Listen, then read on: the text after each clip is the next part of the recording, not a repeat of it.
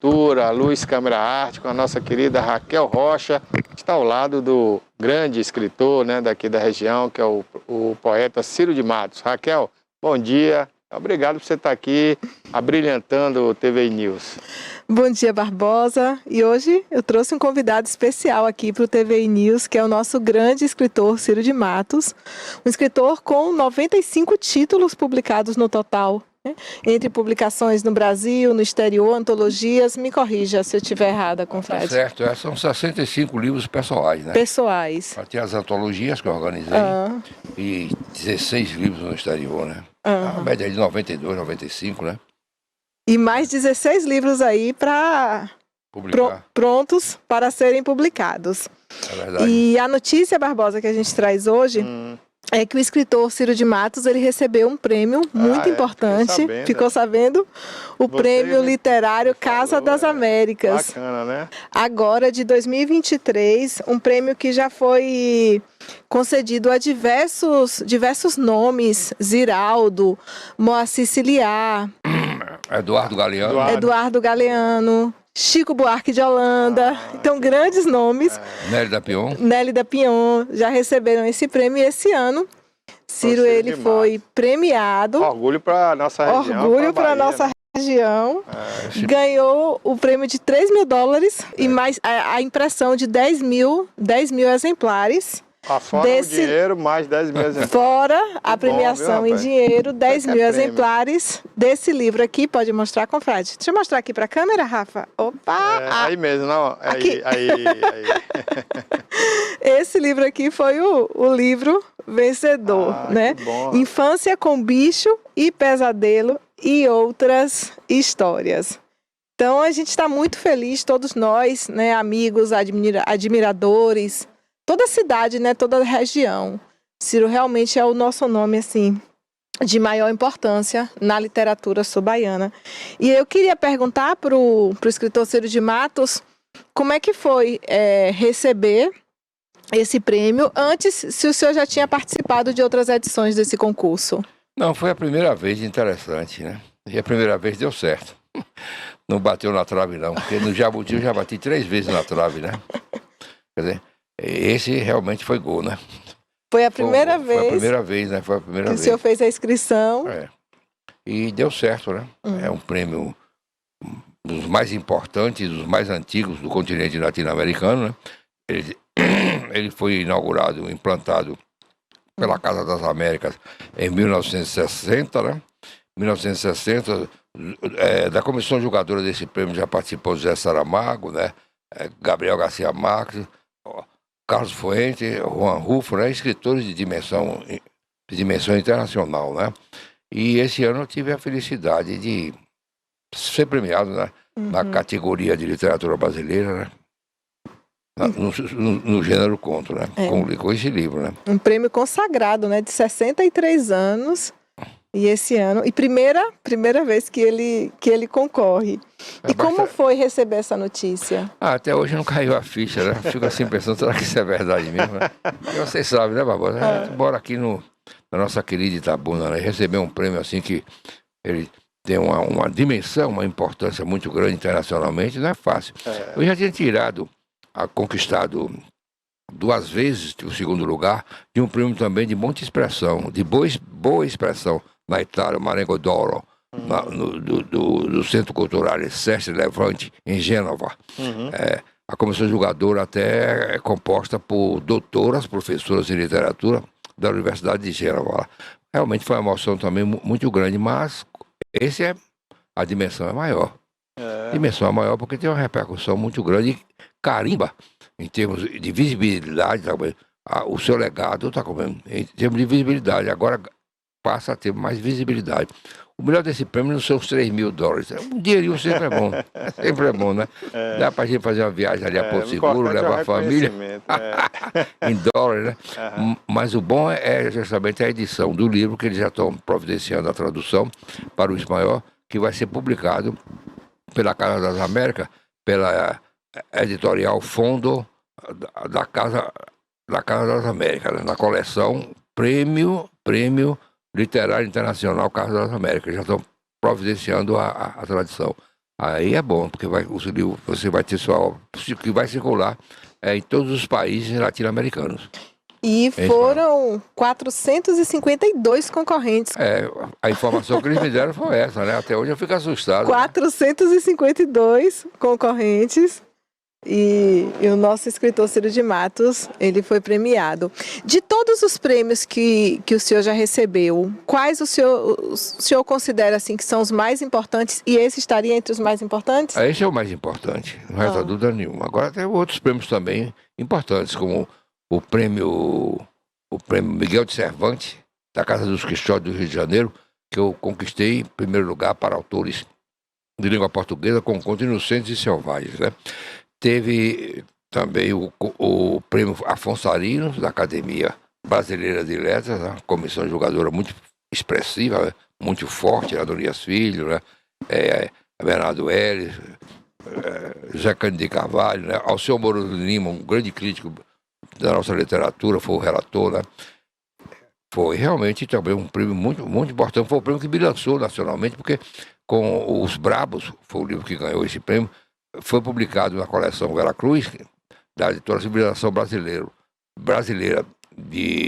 editada, dirigida por Hélio Silveira. E naquele tempo, a Civilização Brasileira lançava muitos escritores importantes. Lançou Luiz Vilela, lançou Rubem Fonseca, lançou Dalton Trevisan, né? Lançou José Cândido de Carvalho. Daí eu fui aí nessa onda, né? Com o livro Os Brabos. Né? Então me lançou nacionalmente.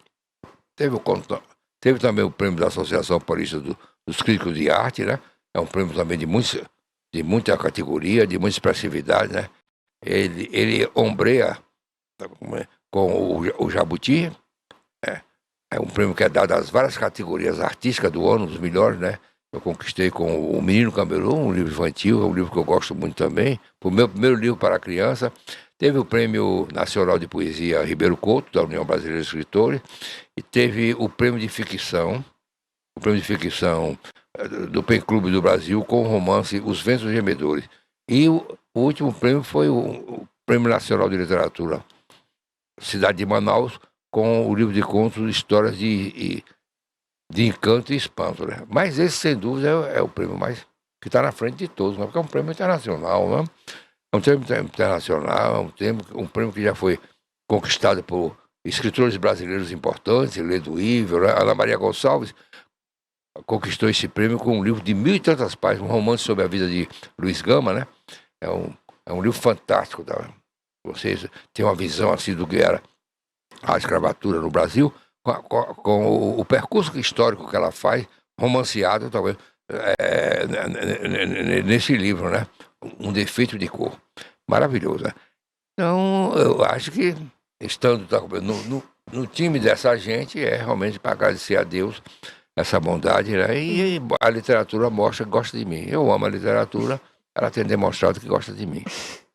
Ô Ciro, eu queria aproveitar aqui, Raquel, me permita, né, fazer uma pergunta aqui, que é uma curiosidade, né? Como a terra Itabuna, né, fundada aí praticamente por tropeiros sergipanos, depois vem uma leva de grandes produtores de cacau, que eram os coronéis, né, da época, a terra meio agreste, né, no início, como produziu tão grandes escritores, né, como você, como o Jorge Amado, Adonias Filho, essa região aqui, né?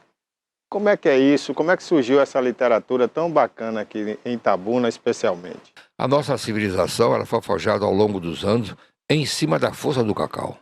Né? Fundamentado pela força do cacau, que gerou conflitos, gerou dramas, gerou ambições, desejos, frustrações.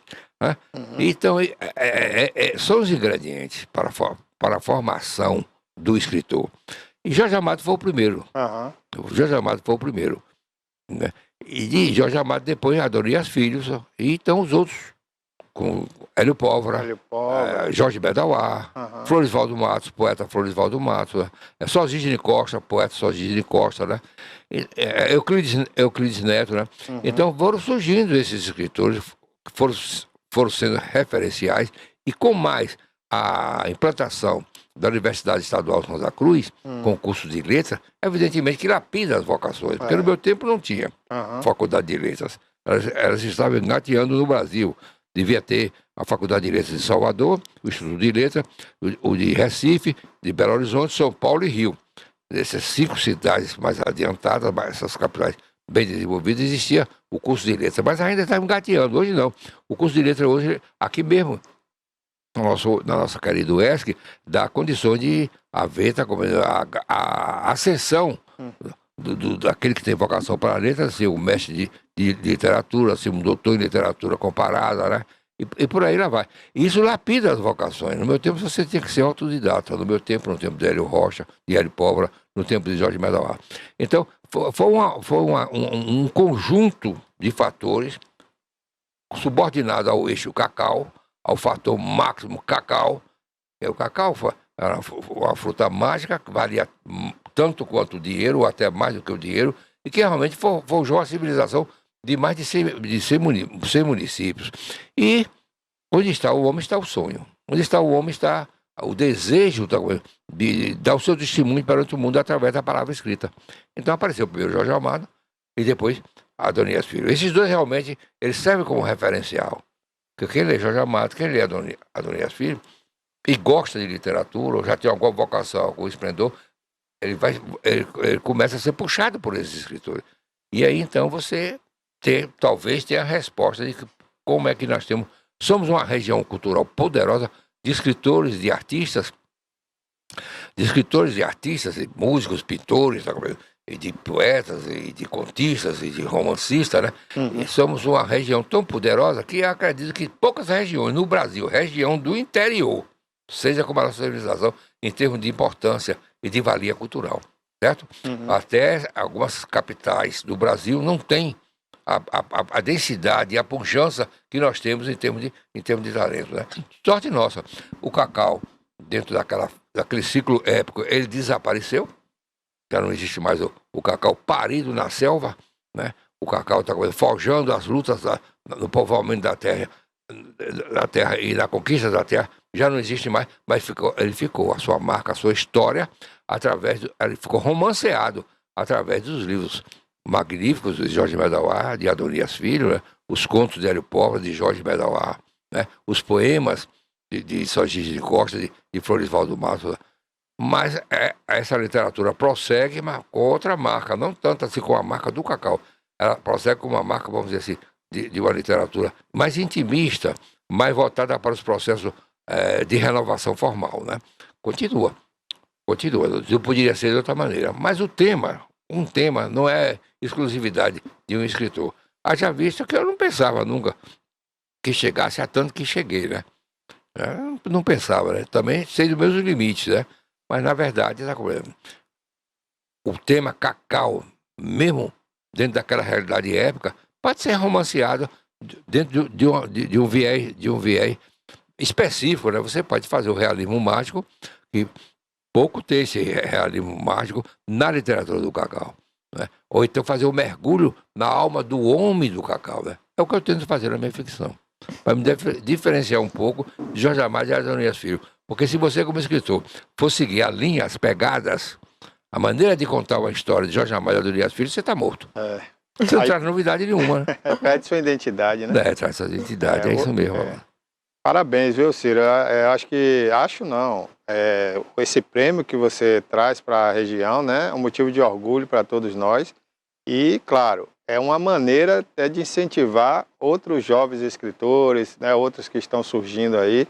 Porque hoje com essa tecnologia, né, se fala muito, porque o livro impresso vai acabar. Eu acho que isso nunca vai acontecer, né? Por mais que essa geração aí já nasce com o tablet na mão, mas não vai acabar, porque esse romantismo não é só nosso, né? Eu acho que todo mundo quer ter um livro na mão, né? É algo até simbólico, né? Eu digo isso pelas novas gerações, assim, que eu tenho contato, minhas próprias filhas, elas têm o leitor digital, mas sempre pedem que eu compre livro físico mesmo. Eu acho que também não vai acabar, não. Muda o formato, né? Mas o livro continua, porque onde existe o ser humano, existe o sonho, existe o drama, né? Nós vivemos dentro de um mistério, né? Nós somos um intervalo entre o nascer e o viver. Você não sabe de onde vem, nem sabe para onde vai. Por mais que você acredite numa realidade sobrenatural, né? Que está acima de nós, né? É verdade. Eu digo através de um personagem, de um conto meu, né? de que quem nos botou aqui em cima, esse é um velho, né, que vai viajando no ônibus, e ele vai conversando, e passa sempre a ser o alvo, a atenção de todos os viajantes, né? E ele começa então a falar da vida dele. E uma das coisas que esse personagem diz é o seguinte: quem nos botou, eu estou com essa idade, meus filhos estão espalhados pelo mundo. A gente quer criar filho para ficar junto da gente, mas eles não ficam, eles vão embora. Eles vão seguir o seu caminho. Agora, eu já estou perto da passagem, de sair desse mundo. Mas quem nos botou aqui em cima, soube botar. E deve saber tirar melhor ainda. É verdade. É isso aí. Né? Boa teoria aí. E temos tempo ainda, Barbosa? Eu queria que o confrade Ciro falasse sobre os próximos lançamentos. Bom, esse livro Infância com Bicho e Pesadelo, a primeira edição dele foi a edição cultural. Ele foi publicado pela editora da Assembleia Legislativa do Estado da Bahia, em parceria com a Academia de Letras da Bahia, né? Numa coleção chamada Mestres da Literatura Baiana. Esse é uma edição que distribui os livros para os espaços culturais, instituições culturais, bibliotecas, academia e outras instituições semelhantes, né? Certo? Ele vai ser agora publicado pela editora Almedina, que é uma editora portuguesa muito forte, né? Que tem matriz em Portugal, né? Ele vai ter 2 edições. Ela tem também filial, essa editora, em São Paulo. Vai ter 2 edições, uma edição em Portugal e outra edição aqui em São Paulo, né? E já está sendo trabalhada a tradução pelo Fundo del Libro de la Casa das Américas, né? O Fundo Editorial da Casa das Américas, né? Certo? E estou também tentando colocar no circuito internacional um livro que eu gosto muito, chama-se Histórias Brasileiras. Histórias brasileiras. Tradução da doutora e tradutora Mérita Excel Hernandes, da Universidade de Santa Catarina, né? E que eu enviei para a editora que publicou já 2 livros meus, a editora Verbo. Tudo indica que vai sair por aí. São 12 histórias, 6 tem como assunto o negro e 6 tem como assunto o índio. O título desse livro, o título em português seria Histórias Brasileiras do Índio e do Negro, né? Tem a ver o percurso do índio, o que é o índio dentro da cultura brasileira, né? Porque nós temos uma dívida, ao meu ver, impagável para com o negro, para com o índio, né? Pelo que nós fizemos com ele. Eu digo, nós, o colonizador, né? Nós, aquele que temos o sistema de comando na mão e do mando, né? Foram negros que vieram para aqui em condições adversas, no porão fétido, né? E foram mortos, tirados das suas famílias, né? E os índios foram massacrados, né? Então, esses 12 contos, 6 em torno do índio, 6 em torno do negro, está em razão disso, né? Tem razão disso. Né? Aliás, nesse livro, também, Infância com Bicho e Pesadelo, tem um conto chamado Os Recuados. Esse conto é a história de uma mãe índia falando sobre seu filho. Ela mata o filho, porque o filho, ele desajustado à sociedade do branco, digamos assim, né? A sociedade que manda, constituída, né? E ele só chega em casa bêbado, quando não fica dormindo na sarjeta, certo? Ela já não aguentava mais de ver chegar em casa soprando um apito e batendo a cabeça na parede, vai embora, índio, volta para sua tribo, o pessoal daqui da cidade não quer saber de você. Ela já não aguentava mais tanto sofrimento. Ela vendia pente, alfinete, agulha na feira, né? Então o que ela fez? Quando ela foi comprar veneno para matar barata, ela se lembrou do estado do filho, que da última vez que chegou em casa, chegou com um ramo de flores no bolso, no peito, e uma corda de cebola na cabeça, né? Então ela começa, ela então bota no guaraná, e nesse guaraná dá o filho, né? Do depoimento dela perante o juiz perguntou, mas você não sabia que estava dando veneno ao seu filho? Ela disse, o remédio eu dei porque já não aguentava mais tanto sofrimento, tanto vê-lo nessa jeita. Então é a história da mãe que mata o filho por amor. Eu gosto mas muito desse devido a uma pressão de um costume, né, da sociedade local. Do desajuste, né? Desajuste. Quem dava dinheiro para ele beber? O pessoal lá da feira. Entendeu? É impressionante isso, né? Esse é um conto que eu gosto muito, é um conto pequeno, né? E ele tá nesse livro. É bem referido, né? Tá aqui nesse livro. Tá aqui nesse livro. E até hoje, viu? Outro dia eu estava vendo aquela questão dos Yanomamis, né? Que foram abandonados lá. É. Terrível, né? E aí o pessoal fica levando biscoito, quer dizer, comidas ruins. Teria que levar comida saudável, porque o índio, ele está acostumado a comer ali, é uma boa verdura, uma boa fruta, né? Exato. Então, não adianta você levar biscoito para índio, porque principalmente aquele tipo de índio que ainda mantém a sua tradição de morar na mata, né? Tudo bem, ele estava sem poder pescar, mas daí é você levar farinha refinada, né? Através de biscoito, de massas. O índio não quer Doces, isso, não. O índio quer comida saudável, né? Então, eu queria só fazer esse parênteses aqui, baseado no que o Ciro acabou de relatar aqui pra gente, né? Desse livro aí. Então, é isso aí. A gente tem que ter cuidado e ter esse compromisso, né? De devolver aos descendentes desses índios e dos negros que sofreram tanto aqui no Brasil, algo, né? Digno, né? É bem verdade que o artista, ele não resolve os problemas materiais, as questões imediatas, as questões filosóficas, sociais, tá vendo? Ele não resolve esse tipo de problema, né?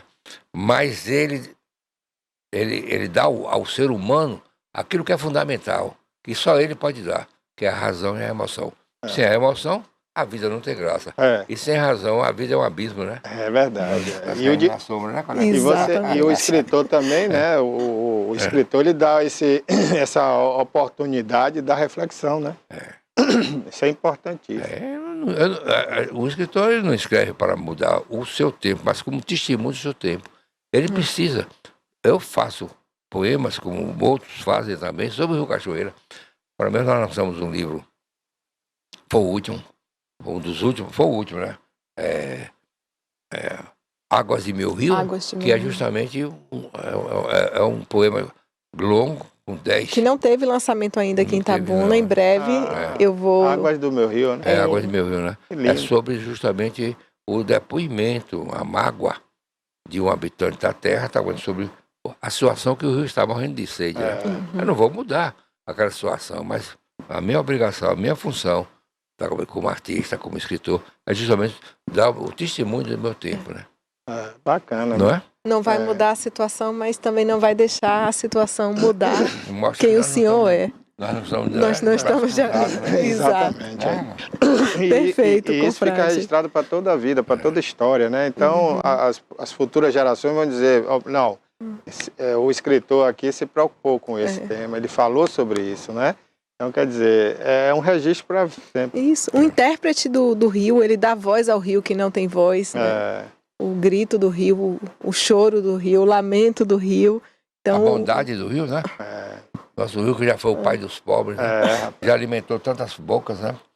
E já contribuiu para a formação até de muitas famílias, não só pela luta pela sobrevivência. Conheço lavadeiras que formaram seus filhos lavando roupa. Lavando roupa na beira do rio. E lembrando que Ciro vem de uma época em que as crianças tomavam banho de rio. Banho pescavam. Então a relação dele com o rio é uma relação de muita intimidade, muito mais do que a nossa relação, que a gente só passou e viu o rio. A gente só viu o rio sujo. Agora você vê que rio tão maravilhoso, que mesmo maltratado, cheio de dejetos, né? Ele ainda produz peixe para... Outro dia eu vi um cara pescando. E pegando umas tilápias enormes no Rio Cachoeira. E é bonito. E o Rio Cachoeira, eu acho lindo. Deu bagre na cidade toda. É isso, dá uma chuva, né? A chuva dá uma renovada no rio. Você vê como o rio é bonito, é pujante. Esse rio já teve... Nosso cartão postal. Já teve robalo, já teve muito pitu. Já teve moré, acari, né? Já teve, tá compreendendo? Piau, tá Piau, né? Já teve muito peixe. O sinal sumiu esse peixe piau, né? Eu ouvia falar muito, era pequeno, sumiu. Né? E pitu também, né? Pitu também. Eu ia pra feira com a mamãe, tinha uns 10 anos mais ou menos. Nós éramos pobres, né? Eu tenho orgulho disso, né? Tá vendo? Eu ia empurrando um carrinho, né? Um carrinho para fazer a feira, né? Para economizar o dinheiro para não pagar. Claro. Entendeu? Então, eu via naquelas mesas, na feira, tá vendo? As feiras de pitus, feiras de bagre, feiras de boré. Tudo do rio. Do rio. Tilápia ainda não tinha, não, tinha né? não? Não, tinha robalo, tá vendo? Tudo do rio. O piau é muito parecido com a tilápia, né? Ele é pintado, né? Ele é preto e amarelo, sim. O acari também é muito bom. O acari tinha amor, o acari tinha demais. O acari fazia lama. E sobrava na mesa da feira, sobrava. Barbosa, eu fico impressionada com a memória de Ciro de Matos, sabe? Como ele traz acontecimentos da infância dele e tudo. Olha como ele lembrou de todos os prêmios, de comissão julgadora, de pessoas que foram premiadas, dos tradutores, dos ilustradores. Ele tem uma memória fantástica. Parabéns, Ciro, parabéns. Isso é bom, viu? Exato. Voltando ao assunto do Rio Cachoeira, por incrível que pareça, esse rio já deu água de beber. Quando nós não tínhamos um sistema de distribuição de água potável, era o aguadeiro que passava na rua. Água do Mutucugê, quem vai querer? Então, minha mãe chegava na porta, comprava os carotes, eram derramados no tanque, né? A gente tomar banho e também na talha. Ela coava, na talha a gente bebia e fazia também o serviço da casa com essa água. Todo mundo era assim, né? Todo mundo não tinha. Bebeu água do Rio Cachoeira. Um rio desse, né? Cortando a cidade, né? Pode? Tomara que algum dia exista um político aqui, né? Com sensibilidade para fazer essa limpeza desse rio, né? O Rio Mondengo, que é um rio de um percurso maior do que o Rio Cachoeira, que vem de lá, que vem de lá de Conquista, do encontro entre o Salgado o Salgado Colônia. Com Colônia. Então, o Rio Mondengo tem um percurso muito grande, e ele é muito mais largo, muito profundo. Era também um rio poluído, Raquel. Mas, no entanto, se interessaram, fizeram um projeto, levaram ao Unesco, conseguiram a verba, né? E o rio lá é uma beleza. Casas, restaurantes na beira do rio, para você estar comendo. Ali está comendo com sua família, está comendo, almoçar, jantar, se divertir no fim da semana. Eles fizeram lá, porque nós não podemos fazer aqui. Eu até brinco. Boa vontade, né? Eu até brinco com meu filho, às vezes, quando a gente está vendo televisão e passa uma imagem aérea de Londres, né? Tem um rio. Tamisa. Aí eu brinco, ó, Itabuna no futuro. Eu faço isso também. Que é muito parecido as pontes, assim. E eu já conversei com alguns especialistas e eles me disseram que se a gente só parar de poluir o Rio Cachoeira, mesmo se a gente não tiver verba para revitalizar, só parar de jogar esgoto, de jogar lixo, se a gente só parar de poluir o rio, ele se autorrenova. Em 10 anos, ele é um rio novo. Sabe? Para você tomar banho nele. Né? Isso. Inclusive, eu conversei aqui com a secretária de Infraestrutura, Sônia Fontes, e ela garantiu que dentro desses empréstimos que a prefeitura está obtendo, né, vai ter um dinheiro ali para esse trabalho de colocar um esgoto, né, nas margens do rio, dos dois tratamento, lados. Né? Para tirar e levar para o tratamento. Esse esgoto que hoje cai no rio, mesmo água fluvial, ele vai ter outro destino, não vai cair mais no rio. Direto então, se isso acontecer, já vai ser o primeiro caminho. Já é muito bom. Já é muito bom. A gente fica torcendo por isso. Mas eu vou deixar você concluir aí, Raquel, que eu tô Não, vou concluir só realmente agradecendo. O rio é a nossa memória, faz parte da nossa memória. Né? Com os ribeirinhos, né? A lavadeira, né? Os aguadeiros, né? Os tiradores de areia, né? O rio era beleza. Pois é, o rio é vida, né? Você vê que as maiores civilizações nascem no rio, em torno de um rio, as margens de um rio. As margens do... As pessoas procuram água. Né?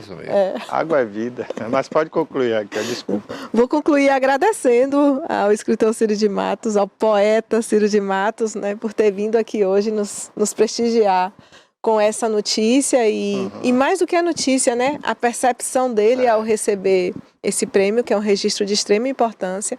E agradecer também você, Barbosa, pelo espaço que você sempre dá. Agradecer a você, Raquel. Obrigado a você. Você que está antenada para as artes, né? Para as letras, a TVI ela faz parte da história de Itabuna. Com certeza, sabe? E você é parte dessa hisria, né? Você já está aqui com a gente nesses 18 anos, acho que você tem aí mais de 10 anos. Uns 12 ou 13, né? Eu tenho bem mais de 10 anos. Tem uns 13 ou 14 por aí. Raquel, muito obrigado mais uma vez. Obrigado ao professor, poeta, escritor Ciro de Matos. Parabéns por esse prêmio. O senhor engrandece muito a nossa literatura, a nossa arte, a nossa cultura, né? E a nossa região com esse prêmio e com o seu trabalho. Muito obrigado. Eu que agradeço também, né? Muito obrigado, parabéns pela o excelente nível, né, da sua televisão. Obrigado. Você deve saber o esforço que faz para manter uma televisão dessa, Muito não é grande. fácil, né? Não é fácil, não. Guerreiro. Estarei, Mas, é um guerreiro, né? mas o que nos dá esse prazer é ter talentos, né, como o seu aqui nessa região. É o que justifica, né, a gente ter um empreendimento como esse, que é para mostrar isso, né? Para o à nossa mundo, comunidade. mostrar para o mundo, né? é. Porque as pessoas assistem a TVI em diversas em todos os partes lugares, do mundo. É verdade. Eu Então, muito agradeço. obrigado, viu, Ciro? Pois não, eu que agradeço e estarei sempre à disposição de você e de Raquel. Raquel é minha confreira, da Academia de Letras da Bunda. Da Academia de Letras. É uma força, né? Ela é uma força espetacular. Confreira, leitora, admiradora, É uma mulher amiga. muito inteligente, que eu admiro muito, viu? Com certeza. É uma jovem que tem a cultura realmente no sangue. É né? sensível, né? É sensível. É um Cineasta, artista, né? Como é um musicóloga. artista, né? É, um artista. É um artista completo, eu Ela é costumo falar aqui. polivalente. É polivalente. Ela é atriz, é diretora de teatro, é cineasta, né? É verdade. É escritora. Escritora, diretora. Diretora, É um contista, talento. poeta, né? É um talento aí Formidável. multimídia, multifacetado. Obrigado, Raquel. Gratidão, gente. Sexta você volta aí com a gente? Sexta-feira eu volto. Venha nos dar esse volto, prazer volto. aqui. E quando a gente tiver as datas dos lançamentos dos livros de Vamos Ciro, divulgar. eu trago também para Vamos divulgar, sim, viu? com certeza. Tá aí, gente. Parabéns ao escritor Ciro de Matos. Pode falar, Muito Ciro. obrigado. Muito obrigado. Obrigado. Obrigado a você. Tchau, Nós que tchau. agradecemos, Ciro. E agradecemos por você ser itabunense, né? Ser dessa região cacaueira.